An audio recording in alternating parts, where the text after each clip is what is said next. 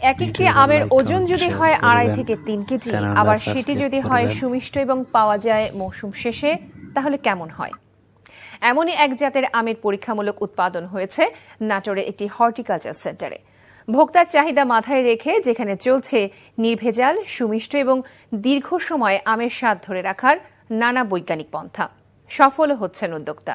নাটোর থেকে হালিম খানের পাঠানো রিপোর্টে দেখুন বিস্তারিত। প্রথম দেখা এটিকে ডাব বলে ভুল করতে পারেন কেউ কেউ। আসলে এটি নতুন জাতের একটি আম।